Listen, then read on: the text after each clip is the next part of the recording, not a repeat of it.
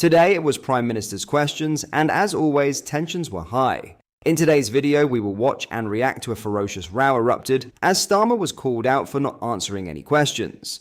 As always, hit the like button and subscribe to the channel and join our fast-growing community. Just a quick one to say we do have new One Keir t-shirts available on our website. Go to britishstand.com or check the link in the description. So have a watch of this. The Ukraine Family Scheme. And in total, over 200,000 Ukrainians, mostly women, children and the elderly, have found sanctuary in the UK from Putin's war. However, a family of 6 from Gaza have applied to live in Britain using this scheme, and a judge has now ruled in their favour. This is not what the scheme was designed to do. This decision is completely wrong. It cannot be allowed to stand.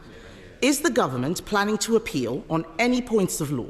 And if so, which ones? Minister. Mr. Speaker, let me be clear. I do not agree with the decision. She's right. It's the wrong decision. She hasn't quite done her homework because the decision in question was taken under the last government, according to the legal framework of the last government. But, Mr. Speaker, let me be clear. It should be Parliament that makes the rules on immigration. It should be the government that makes the policy. That is the principle, and the Home Secretary is already looking at the legal loophole which we need to close in this particular case. Mr. Speaker, he did not answer the question. If he plans to appeal, then the appeal may be unsuccessful and the law will need to be changed. And if he does not appeal, the law definitely will need to be changed. He talks about a decision made under the last government. It was not made by the last government, it was made by the courts. The issue we are discussing today is about judicial decisions. We cannot be in a situation where we allow enormous numbers of people to exploit our laws in this way. There are millions of people all around the world in terrible situations. We cannot help them all, and we certainly cannot bring them all here. Will he commit to bringing forward that new legislation or amending his borders bill? Prime Minister. Well, Mr. Speaker, I've already said the Home Secretary has already got her team working on closing this loophole. We don't need to wait for that. We're getting on with that because we're taking control. They lost control of immigration. We had nearly 1 million people come into this country, had an open borders experiment. On a Monday of this week, they voted against increased powers to deal with those that are running the vile trade of people smuggling. Same old Tories, open borders, empty promises. Mr. Speaker, if the Prime Minister was on top of his brief, perhaps he'd be able to answer some questions. Given this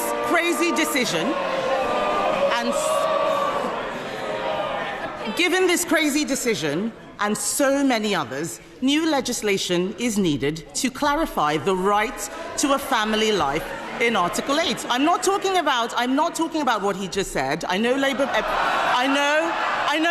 MPs don't understand much of what they're saying, but the Prime Minister literally wrote a book on the European Convention on Human Rights. This is a situation where we need to put our national interest before the ECHR. Does he agree that we should legislate even if lawyers warn that this might be incompatible with human rights law? She complains about scripted answers and questions. Her script doesn't allow her to listen to the answer.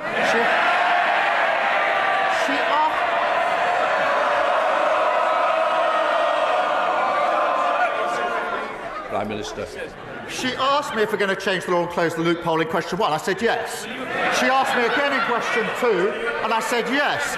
She asked me again in question 3. It's still yes. Mr. Speaker, he didn't listen to question 1. I asked if he would appeal the decision. He did not answer that. He's not listening. He's too busy defending the international human rights law framework. Mr. Speaker, this case has arisen because a Palestinian came to the UK from Gaza in 2007. He is now a British citizen. This is precisely why we need to break the conveyor belt from arriving in the UK to acquiring indefinite leave to remain, and then a British passport, and now a right to bring 6 family members here as well. Just last week, the Prime Minister bizarrely claimed that a British passport was not a pull factor for those coming to the UK. Will he now support our plans to toughen the process on indefinite leave to remain and make getting a British passport a privilege, not a right? Prime Minister. Speaker, they presided over record high levels of immigration. Reached nearly 1 million. It was a one-nation experiment in open borders. And she was the cheerleader. She was the one campaigning for more people to come and thanking her own side when they supported her campaign. So before she lectures us, I think she needs to reflect on her own record and her own record here. Mr. Speaker, he is the Prime Minister now. The people out there want to know what he is going to do about the situation. He needs to spend less time whining about the last government and do his job. I thought, Mr. Speaker, that the Prime Minister and I both agreed that Israel had a right to defend herself. Yet the judge in this case noted that the family were facing a humanitarian crisis, and I quote, as a consequence of the Israeli government's indiscriminate attempts to eliminate Hamas, and government lawyers accepted this. Is the Prime Minister allowing lawyers to change the position on Israel? And was this because of advice from the Attorney General? And if not, why on earth did government lawyers accept the argument that Israeli actions were indiscriminate? Prime Minister. They put the complete opposite argument. She talks about on top of her breath. She has no idea what she's talking about. I'll tell her again. We need to change the law. That's why the Home Secretary is already closing the gap. I know the script doesn't allow any adaptation, but this is getting tedious. Mr. Speaker, the Prime Minister has not read the judgment. I suggest that he does. There are very serious questions now. There are very serious questions now being asked about the Attorney General, the Prime Minister's personal friend and donor. Even Labour ministers are concerned.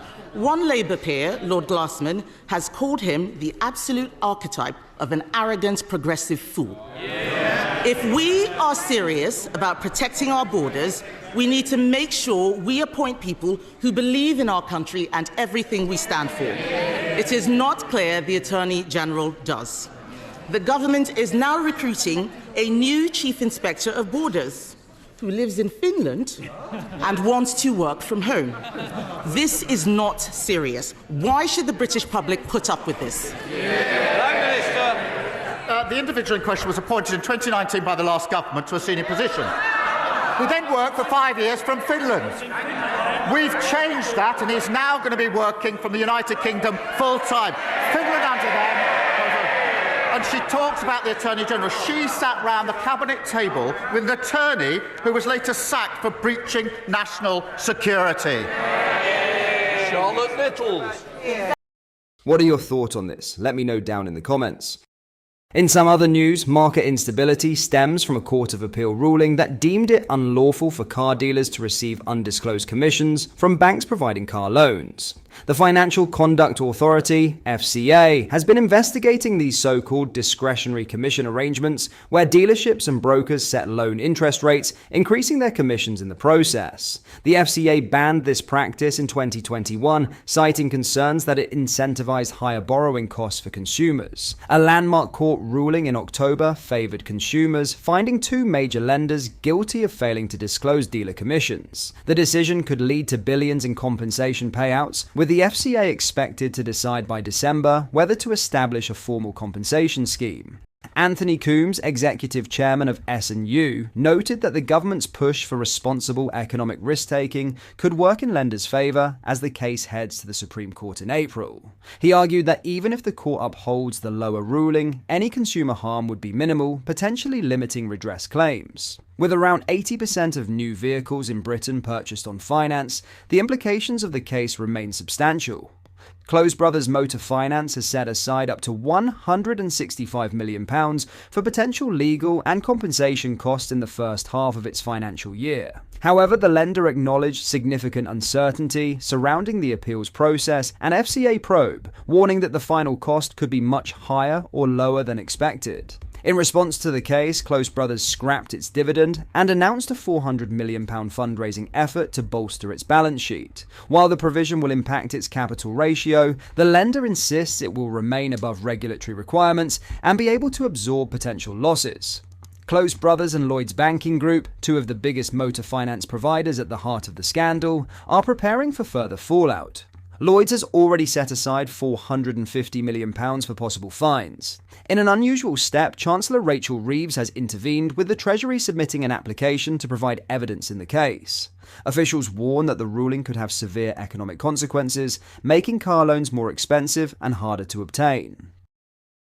Lastly, Prince Harry's return to the UK would be more difficult for the royal family than if he remained in the US, an insider has suggested. Last week, US President Donald Trump stated he would not deport the Duke of Sussex, despite an ongoing legal battle over his immigration records. The Heritage Foundation, a conservative think tank, is challenging the Department of Homeland Security in Washington, D.C. over the handling of Harry's visa application. The case revolves around revelations in Harry's memoir Spare, in which he admitted to using cocaine as a teenager and experimenting with cannabis and psychedelic mushrooms. Addressing the matter on Friday, Trump dismissed the idea of deporting Harry, saying, "I don't want to do that, I'll leave him alone." However, Trump did not hold back on his opinion of Harry's wife Meghan Markle, adding, "He's got enough problems with his wife. She's terrible." Following Trump's comments, a royal insider claimed that Harry's return to Britain would create more issues for the monarchy than his continued stay in the US. Having him back in the UK is actually harder than having him kept away in the USA, the source said. Trump maintains a strong relationship with senior royals, including King Charles and Prince William. He has previously praised Harry's older brother, calling Prince William a great young man. The two met privately during the reopening of Notre Dame Cathedral in Paris last December.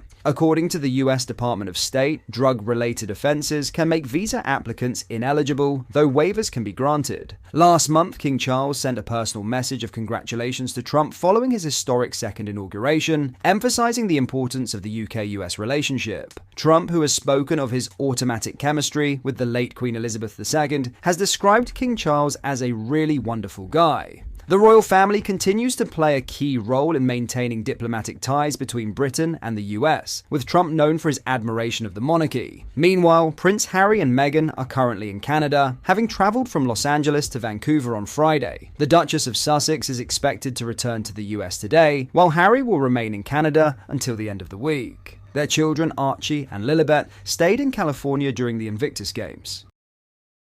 So, what are your thoughts on what we discussed in today's video? Let me know down in the comments. That brings us to the end of today's video. Hit the like and subscribe button for more British content. Oh, and don't forget to get your t-shirts at BritishStand.com. Link is in the description.